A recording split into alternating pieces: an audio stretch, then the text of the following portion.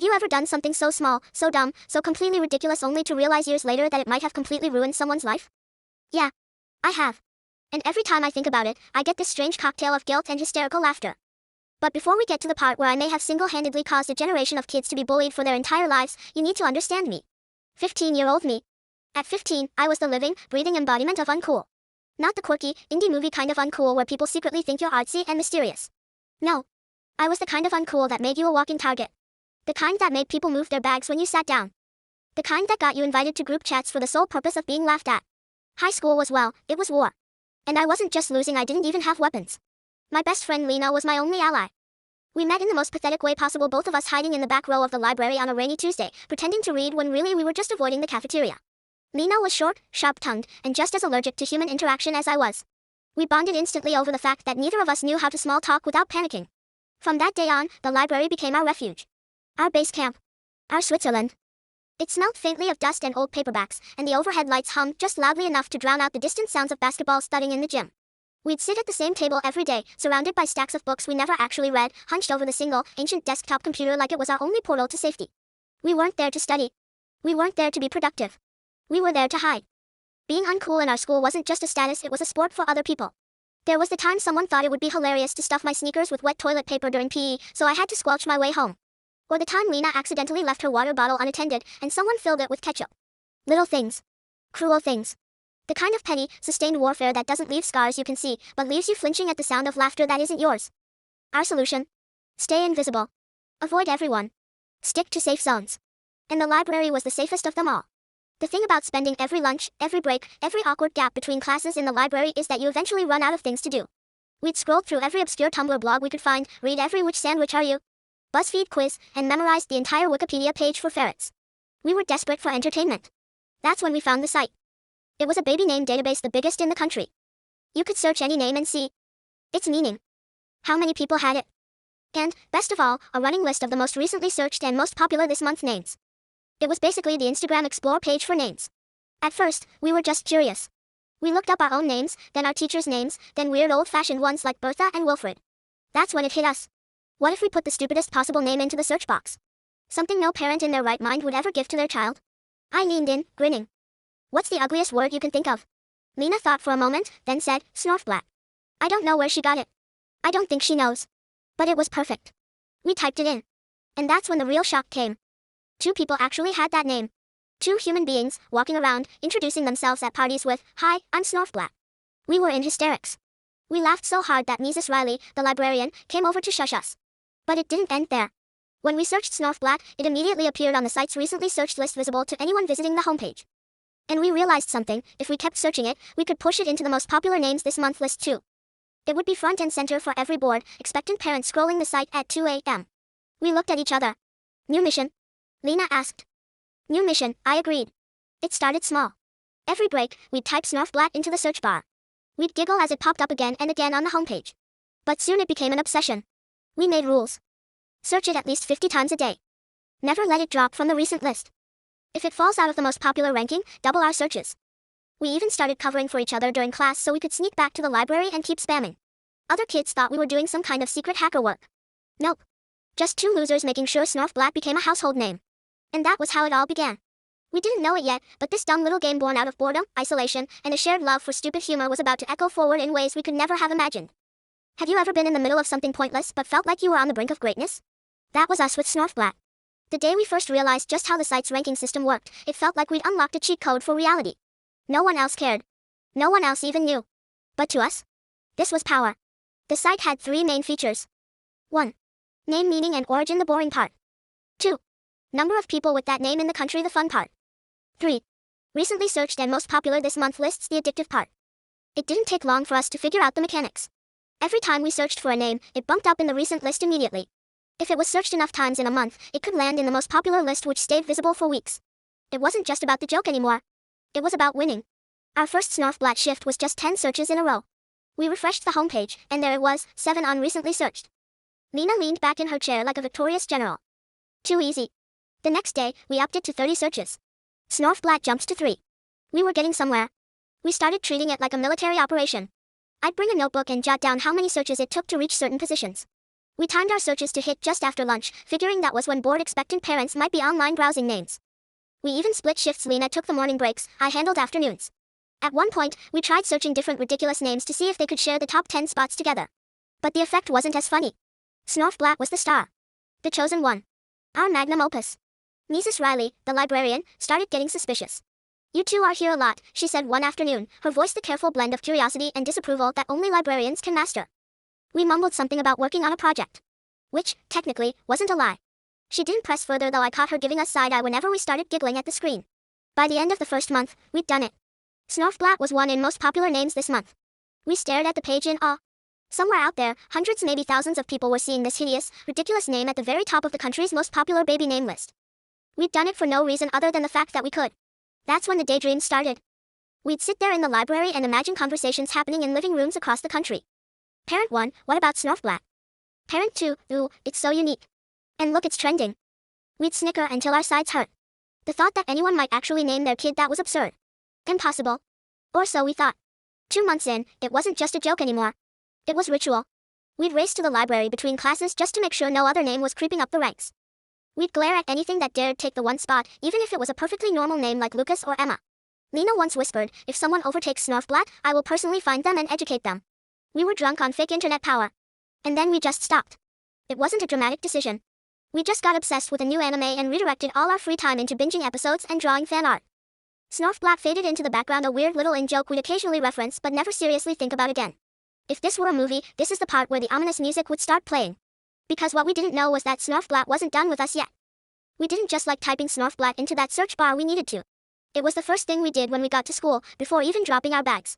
Some kids checked Instagram. We checked the baby name rankings. I'd plop down in front of that slow, dusty library computer, click the search bar, and type those 9 cursed letters like I was logging into a top-secret database. Lena would lean over my shoulder, eyes scanning the homepage for our spot on the list. Sometimes it was already there at number 1, and we'd fist bump like we'd just won a championship. Other days it had slipped to second place and we'd panic, clicking and re-clicking until Snorfblat reclaimed its throne.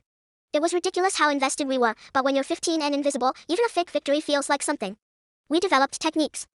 We learned that spacing out searches by a few seconds made it seem like more people were typing it in, not just 2 weirdos obsessed with ruining the country's baby names. We figured out that if we searched just before and just after the lunch period, we could keep Snorfblat glued to the top all day. There were days when we skipped eating entirely just to guard our spot. I'd sit there with my stomach growling, ignoring my math homework, clicking and clicking and clicking. It wasn't just about the joke anymore, it was about winning a game no one else even knew they were playing. We started imagining Snorfblat as a real person. Lena said he'd be short and scrappy, with a bowl cut and an overconfidence that didn't match his social skills. I thought he'd be tall and gangly, with permanently scuffed sneakers and the kind of face that made teachers sigh. We'd talk about our boy Snorf like he was our adopted internet son, and keeping his name in the spotlight was our sacred duty. Once, during a particularly dull history class, I doodled "Vote Snorfblat 2025" in the margins of my notebook and passed it to Lena. She bit her lip so hard trying not to laugh that the teacher asked if she was feeling unwell. The librarian definitely suspected we were up to something, but she never caught on to what. We'd hear her footsteps creak on the wooden floor and switch the tab to something boring, like a Wikipedia page about tree frogs. She'd hover for a second, nod, and wander off, none the wiser that we were busy conducting the dumbest digital coup in history. We told no one else. Not a single soul. This was ours, a secret world, an invisible prank, a shared mission that belonged to only the 2 of us. If someone found out, they'd ruin it. Worse, they'd start searching the name too, and we couldn't risk Snorfblat's glory being tainted by outside hands. The weird thing was, the longer we did it, the more real the consequences started to feel in our heads. At first, we knew no one would ever actually use it. But after weeks of seeing it sitting proudly at number 1, I caught myself wondering if some indecisive couple scrolling at midnight might pause, see it, and think, well, it is popular right now. The thought was absurd. Impossible. And yet, deep down, I kind of wanted it to happen. I wanted Snorfblat to live beyond the website, to walk among us. I wanted the prank to be permanent. And then one day, it just stopped. Not the website, us. We got hooked on this new anime, and suddenly our library time was spent binging episodes and arguing over which characters would win in a fight. The baby name site sat untouched, our boy Snorf abandoned to fend for himself. I didn't think about him again for years. But in hindsight, I should have known that things like this never really die. 5 years later, I was sitting in my apartment on a rainy evening, scrolling aimlessly through my phone when my laptop pinged with a message from Lena. It had been a long time since we'd talked about our high school antics. Life had changed. I wasn't hiding in libraries anymore. I had a job, a small but decent friend group, and enough social skills to survive in the real world without panicking every time someone looked at me. Lena had moved to another city for university, and most of our conversations were quick check-ins, memes, or "you won't believe what happened today" updates. But this message was different. It was just a link and 3 words, "Remember our boy?" It took me a second to recognize the website. When it clicked, I actually laughed. The baby name site. The Snorfblat site. I hadn't thought about it in years. The memory hit me like an old inside joke you'd forgotten you even had. I clicked the link expecting nothing, really. Maybe Snorfblat had vanished from the database entirely. Maybe it was still sitting at 2 people in the country like it had when we first discovered it. I was ready to feel a little nostalgia, chuckle, and move on. The page loaded. 7 people now had the name Snorfblat. I just stared at the number for a long moment, like it was a typo my brain couldn't process. My first instinct was to laugh, and I did, at first, that wheezy, uncontrollable laugh you can't stop once it starts. I texted Lena, and oh. Wait. She replied instantly. We did this. We went back and forth for a while, both horrified and thrilled. Because the thing was, there was no reason at all, for that name to suddenly gain 5 new bearers unless our months of obsessive spamming had actually influenced parents. We'd joked about it in the library, imagining couples scrolling the site and thinking, well, it's popular, maybe it's cool. But it had always been a fantasy. Now it looked like reality. Somewhere out there, 5 innocent children were named Snorfblat because 2 socially awkward teenagers in a dusty library decided to wage a pointless internet war. I started picturing them in my head. Little Snorfblat, age 6, standing in line for school photos, clutching his backpack straps while the photographer squints at the roster sheet and says, sorry, what's your name again? Snorfblat in the playground, being chased by kids chanting his name like it's a joke. Snorfblat years later, on a date, waiting for the moment his partner inevitably asks, so how did you get that name? It wasn't funny anymore. Okay, it was still a little funny. But underneath it, there was this uncomfortable awareness that we had accidentally left a mark on real people's lives. Not just online. Not just on a silly website. On their birth certificates. I thought about their parents, too. Had they chosen it because they genuinely liked it? Or had they been duped into thinking it was some trendy, foreign name that everyone was using? Did they know their kid's name was the result of a high school boredom project? The longer I thought about it, the more surreal it felt. I didn't know if I should feel guilty, proud, or some strange mix of both. Lena seemed to feel the same. Should we apologize? She texted. To who? The kids? The parents? Sweden? I replied. We laughed again, but it was different this time. Less pure joy, more the nervous laughter you use when you realize something you thought was harmless might not have been. That night, I lay in bed scrolling through random baby name lists, half expecting Snorfblat to pop up again. It didn't.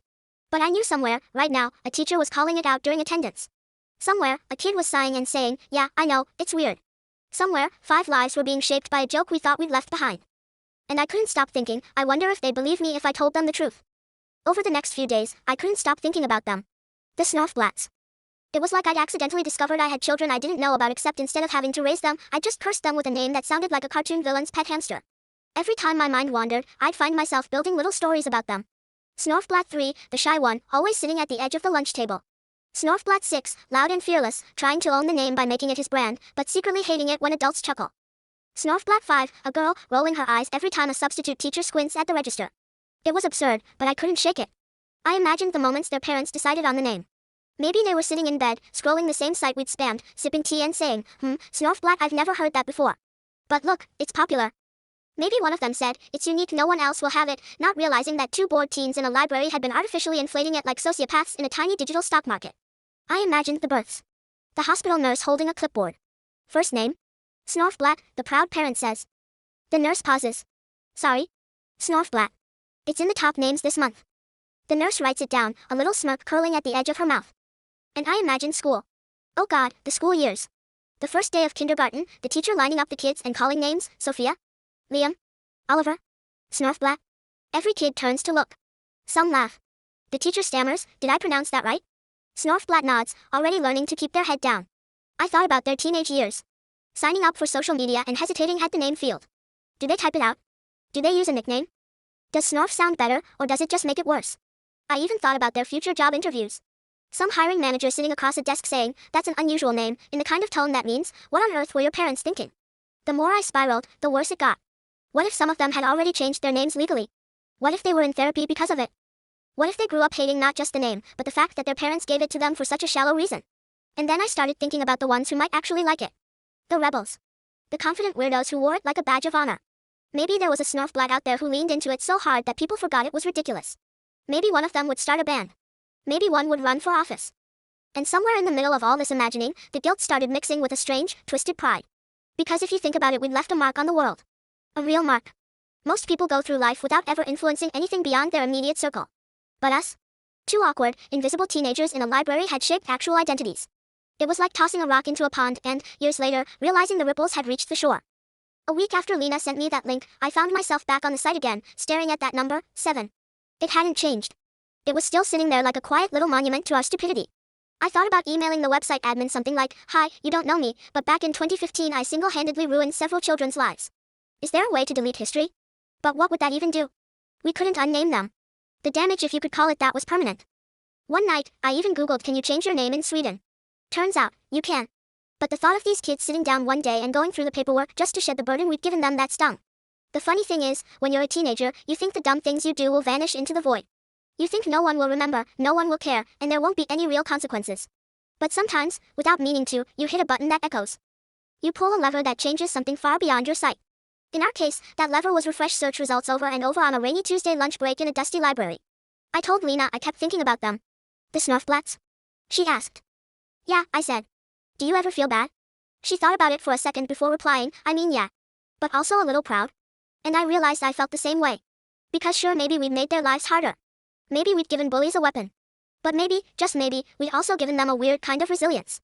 A name like that? You learn to survive fast. You learn humor.